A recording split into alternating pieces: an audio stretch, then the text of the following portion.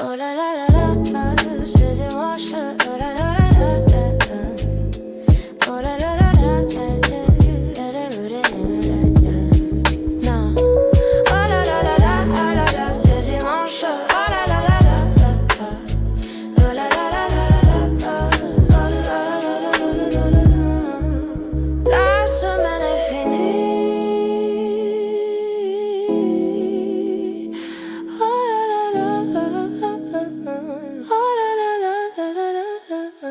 Oh la la la la, c'est dimanche. Est-ce que les relations qui marchent sont vraiment saines ou est-ce qu'elles marchent parce qu'il y a une tolérance mutuelle de certains comportements ? Je pose cette question car il y a des gens qui s'entourent systématiquement de personnes plus blessées qu'eux. Je ne sais pas si c'est conscient, je pense pas. Mais avec ces personnes-là, ça fonctionne. Pas de gros conflits, pas de remise en question majeure, ça roule. Et puis des fois, il y a quelqu'un de plus stable qui arrive dans leur vie. Et là, c'est la catastrophe. Ça ne marche pas, il y a des frictions, des tensions.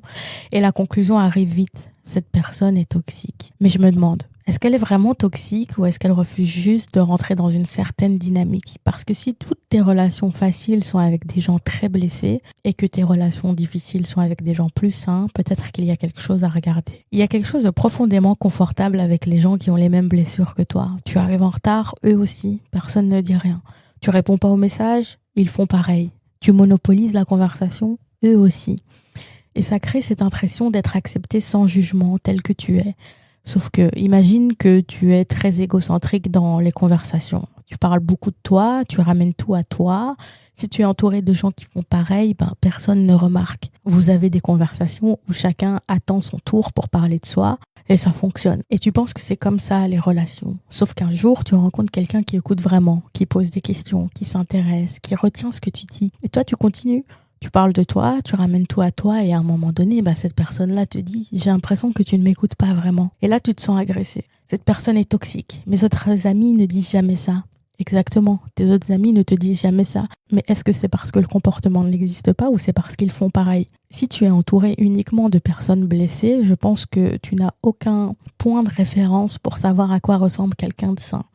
Tu ne peux littéralement pas reconnaître la santé émotionnelle parce que tu ne l'as jamais côtoyée. Tu n'as jamais vu à quoi ça ressemble. Une personne qui communique clairement, qui pose des limites sans agressivité, qui tient ses engagements. Donc quand quelqu'un comme ça arrive dans ta vie, tu n'as aucun moyen de le reconnaître comme sain. Tu n'as que ta propre grille de lecture et cette grille, elle est calibrée sur ce que tu connais, sur ta bulle. Alors cette personne te semble bizarre, exigeante, rigide, toxique même. Parce que tu ne sais pas que c'est ça la norme ailleurs. Tu penses que la norme c'est ta bulle. Et c'est là le piège selon moi. On ne peut pas identifier ce qu'on ne connaît pas. Quand quelqu'un de plus stable arrive dans ta vie, cette personne a des limites claires. Elle communique. Tu arrives en retard, elle te dit que ça la dérange. Tu décharges tes émotions sur elle sans filtre, elle va poser une limite. Et toi, tu es déstabilisé parce que personne ne t'a jamais dit ça. Ou les gens qui te l'ont dit ne sont plus là. Alors tu te dis, cette personne est trop exigeante. Toi et tes amis, vous ne savez pas que vous êtes blessés. Vous êtes persuadés d'avoir raison, que votre façon de fonctionner est normale. Alors quand cette personne arrive et te dit, ce comportement ne me convient pas, tu penses pas qu'elle a peut-être mis en lumière quelque chose. Non, tu penses qu'elle est le problème. Et tu retournes vers tes amis, tu leur racontes. Et là, c'est intéressant. Soit ton ami ne voit pas le problème non plus parce qu'il ou elle fait pareil. Donc, pour il ou elle aussi, c'est normal. Donc, cette personne-là va te valider. Soit, et c'est là que ça devient vraiment complexe, tu racontes une version de l'histoire qui a déjà été filtrée par tes blessures. Parfois, c'est complètement innocent. Tu as déjà inversé les rôles dans ta tête, omis certains détails, exagéré d'autres. Tu t'es mis en victime sans même t'en rendre compte. Tu crois sincèrement que c'est exactement ce qui s'est passé. Et parfois, c'est conscient. Tu sais que tu déformes. Tu mens, tu inverses les rôles volontairement pour avoir raison, pour être validé. Dans les deux cas, ton ami réagit à cette version-là, pas à ce qui s'est vraiment passé. Il ou elle te valide basé sur quelque chose de faux. Et toi, tu te sens soulagé. Ah, j'avais raison, cette personne était toxique. Mais est-ce que tu avais vraiment raison ou est-ce que tu as juste créé une version de l'histoire qui te donnait raison ? Je sais pas, mais ça m'interroge. Parce qu'à force de ne s'entourer que de gens qui nous valident constamment, on finit par ne plus savoir ce qui est vrai. On construit une réalité collective qui nous arrange, mais qui n'est peut-être pas la réalité. Et je me suis demandé pourquoi on s'entoure de gens plus blessés. Parce que c'est pas conscient, personne ne se dit un beau matin, je vais chercher quelqu'un de dysfonctionnel. Mais il y a peut-être des raisons. En tout cas, voilà ce que moi j'ai identifié. Je pense que d'un côté, les gens font ça pour se sentir stable par comparaison. Quand tu es entouré de gens qui vont moins bien, tu te sens mieux. Au moins, moi, je ne fais pas ça. C'est une façon de ne pas regarder tes propres blessures. Je pense aussi que c'est un besoin d'être le sauveur. Si tu es celle ou celui qui aide tout le temps, c'est ton identité, c'est ta valeur. Mais pour ça, il faut des gens à sauver. Et s'ils guérissent vraiment, tu perds ton rôle. Je pense aussi que ça a à voir avec la peur d'être challengé. Les gens plus sains ont des attentes, des limites. C'est inconfortable. Ça demande des efforts, de la remise en question. Et avec des gens blessés, t'as pas besoin. Je pense aussi que ça a à voir avec la familiarité du chaos. Si tu as grandi dans le dysfonctionnement, le calme te semble bizarre. T'es attiré par le drama parce que c'est ce que tu connais. Et je pense surtout que ça a à voir avec la peur d'être vraiment vu.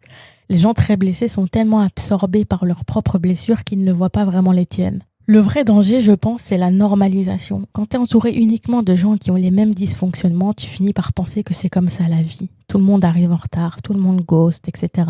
Sauf que non, c'est juste ta bulle. Et dans cette bulle, les gens à l'extérieur deviennent suspects. Ils sont trop exigeants, trop rigides, trop contrôlants, toxiques même. Mais en réalité, ils sont juste différents. Et cette différence te met face à quelque chose. Que peut-être tes comportements ne sont pas normaux, juste normalisés. Et ça, c'est insupportable parce que ça veut dire qu'il faudrait changer, remettre en question, faire du travail. Alors tu retournes dans ta bulle avec des gens qui te ressemblent, qui te comprennent, qui ne te challengent pas finalement. Et tu appelles ça de l'acceptation.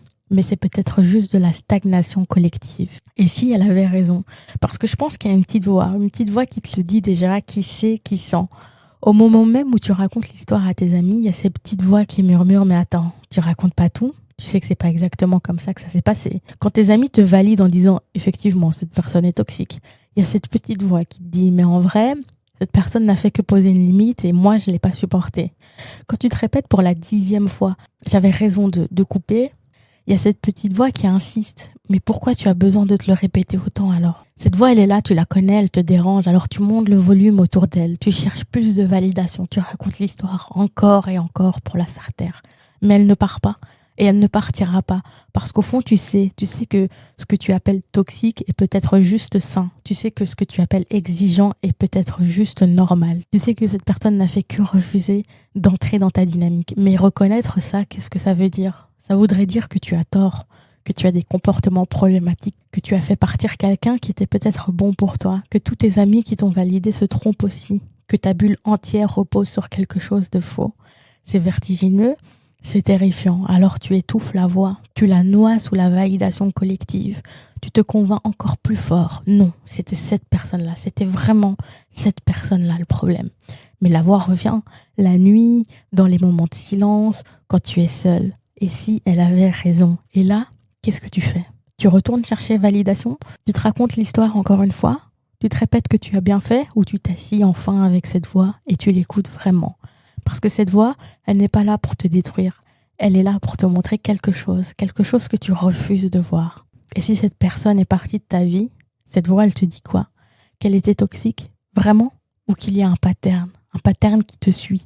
Et si ce pattern, c'était toi, je sais pas, mais je me demande vraiment combien de temps on peut ignorer cette voix avant qu'elle devienne assourdissante. Si tu ne peux être à l'aise qu'avec des gens qui tolèrent certains comportements, peut-être que tu n'es pas prêt à lâcher ces comportements. Si tu qualifies de toxique tous ceux qui posent des limites, peut-être que tu confonds limite et contrôle. Si tu fuis systématiquement les gens les plus sains, peut-être que tu as peur d'être challengé. Alors, est-ce que tu t'entoures de plus blessés que toi ? C'est peut-être la question que tu devrais te poser.